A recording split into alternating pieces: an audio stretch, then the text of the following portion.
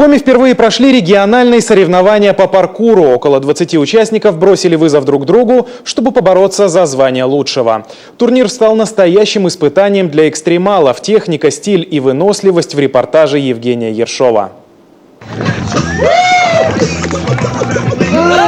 Здесь ребята из Емвы, Инты, Сыктывкара, Санкт-Петербурга и Эжвинского района. Такая география для нашей республики в новинку, так что посмотреть, как говорится, было на что.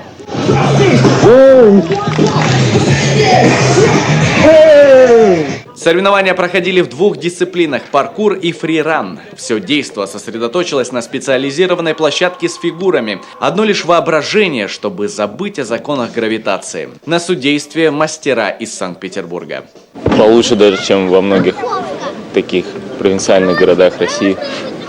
Здесь у вас и площадка есть, и соревнования проводятся. Во многих городах такого нет.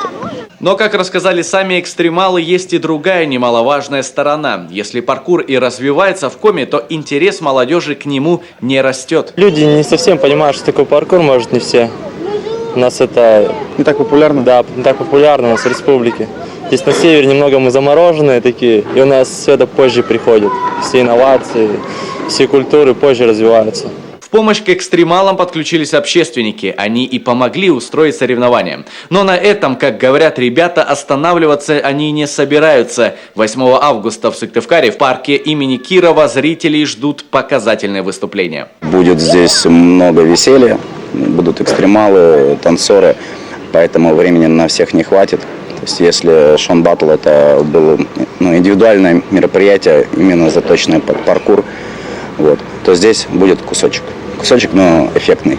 Самое главное, ребята продолжают тренироваться и поднимать паркур республики на более высокий уровень. Стоит отметить, некоторые из них уже были приглашены в Германию на более масштабные турниры. Но это, как пообещали паркурщики, только начало. Евгений Ершов, Василий Янин, телеканал Юрган.